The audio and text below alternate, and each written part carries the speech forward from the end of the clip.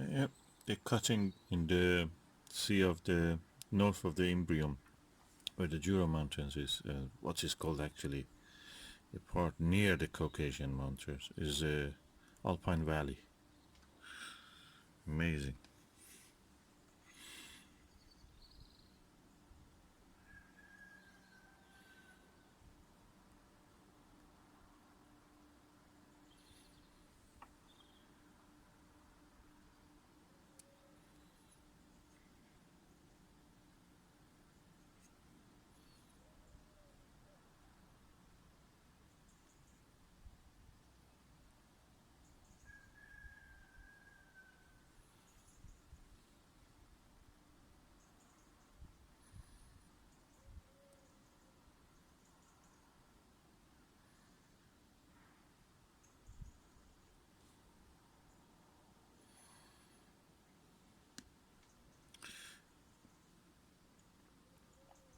Yeah, this is lower part when you see the parallel dotted line as if parallel to that mountain, inward to the Sea of Rains, is where the Apollo 15 landed in the mountains.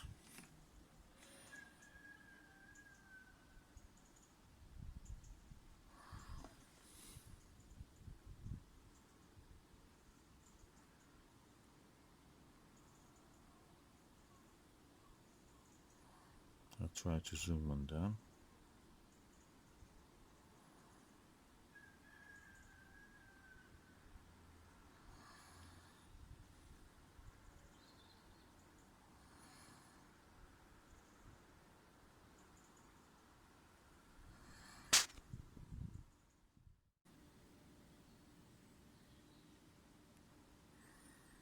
What you can see there in the center is the Copernicus crater. To the right of it is the Kepler crater. And the dot, tiny dot to the right of that Kepler, near the edge of the white area where the down to it a little lower is a black dot, that's Grimaldi. That tiny white dot is the magnetic anomaly called Rainer Gamma or Reiner Gamma. As you can see, the thin layer of cloud exists in the sky, is moving. It's mist practically. And yeah, the Italy shaped area to the top is the Jura Mountains, and you can see a tiny dot also in the Jura Mountains called Plato, actually, crater Plato, the philosopher.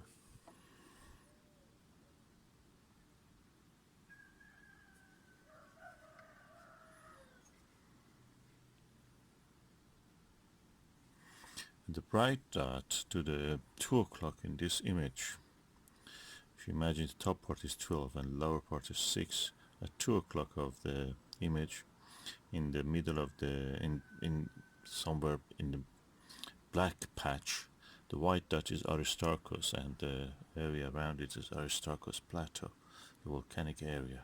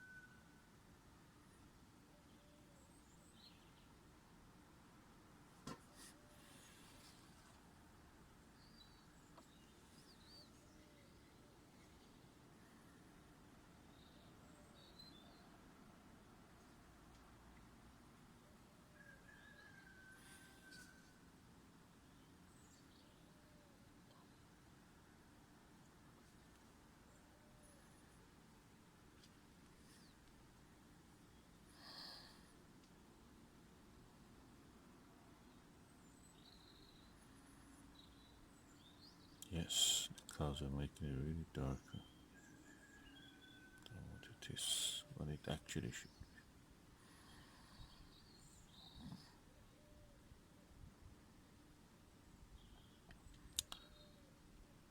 be. Yeah, and the circular feature, black circular feature on the top at 12 o'clock is the big black circle, is the Mare um, Imbrium, Sea of the Rains. And to the lower part of it, at 7 o'clock of that circle, what you can see is the mountains of the Apennine. Yeah, Apennine. Yeah.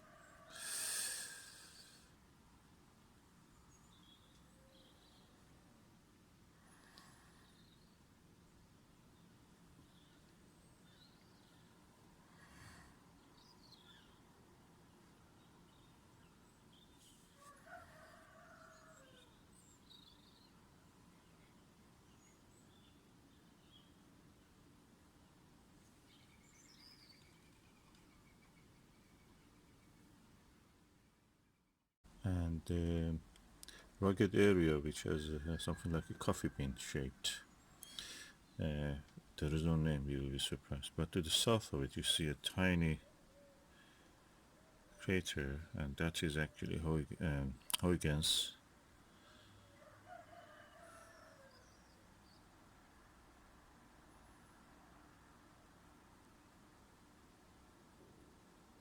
I don't know what's the reason for this vibration, because the motor of the camera is not on. Probably the movement causes the camera to try to focus again on it. Let me just see if I can put the focus on the manual.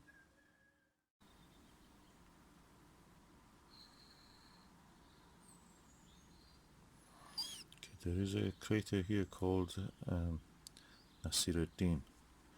That's the crater which I'm now zooming on it. Tiny one at the end of the three craters which are joined together. It's called Nasiruddin after the Iranian astronomer.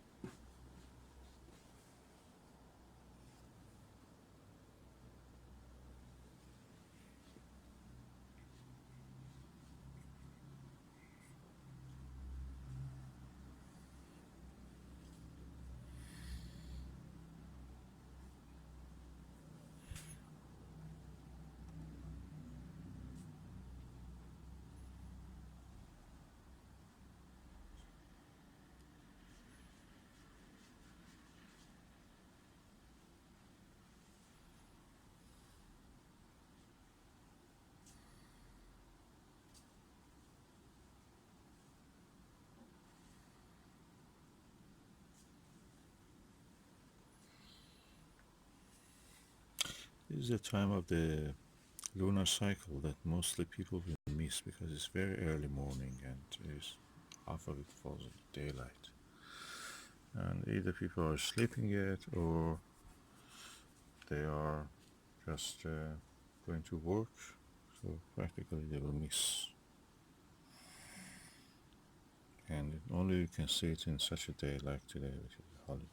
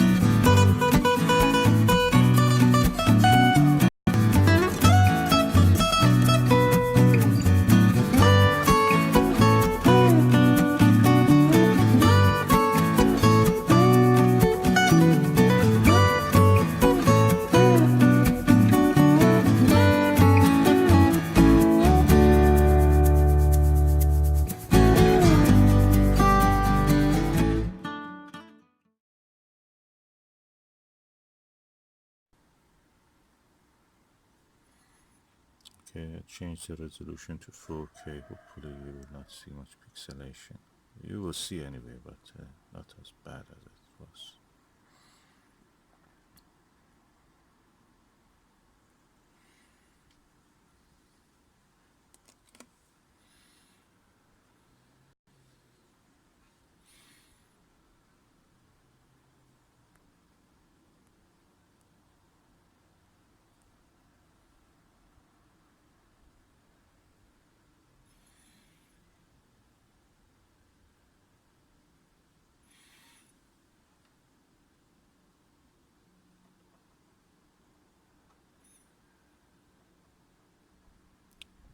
What you see is now passing the center of the picture, hopefully, is what is called as Aristarchus plateau.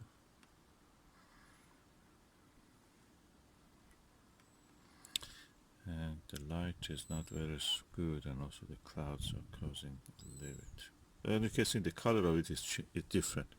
So one of the olivine-rich area. Olivine is a metal that the mineral that exists in the mantle area of the planet's crust, mantle, core, if you remember. These are the layers of the planet's planetary bodies, which are made of rock or any other thing that has this kind of layering. Any object, differentiated object. Gravitational differentiation. So it's now passing the center, top of the center, above the center. And the brightest spot is the Aristarchus crater itself.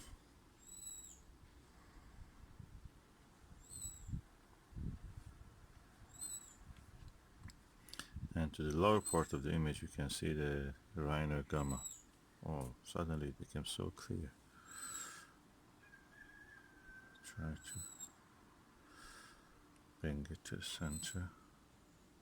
Yeah, it's now right dead center.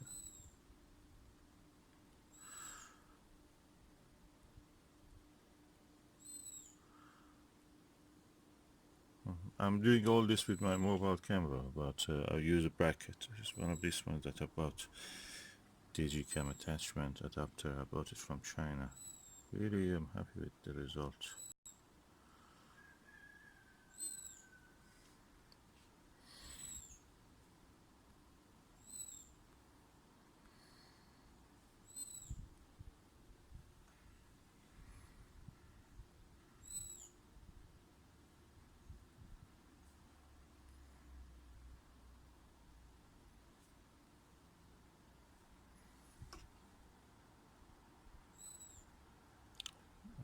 you're looking through the eyepiece directly.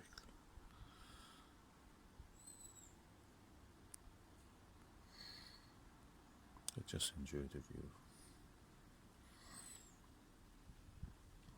And yeah, good as a map. All these lunar features are created by impact. Circular features are called crater. But the craters to me are superficial because what you see is the geological feature like mountains, faults, even faults. I've seen some faults, can you believe it? And some thrust faults and faults. You have to look for them. And as my skill in digiscoping increases, I will try to show you more of these features. Aristarchus again is at 2 o'clock, and at 3 o'clock or 3:30 you can see the tiny dot of the Rhino gamma, that magnetic anomaly. The superficial feature, they say that is because the soil of the moon, the lunar soil in that part, due to the magnetic field could not be weathered, blackened, darkened by the solar wind, and that's the reason they have remained bright. They deflect the charged particles. You know that charged particles deflect in the magnetic field. So if there is a magnetic field there all the week, it is working. It's one of the interesting anomalies. You can imagine if you're a science writer, science fiction writer, you can write about that. Is a city or something to trying to protect itself from the damaging and carcinogenous effects of the sun and magnetic storms from the sun.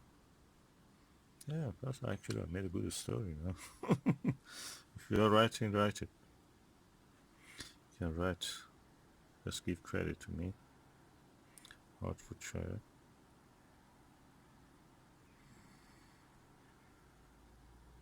Beautiful, magnificent Caucasus Mountains.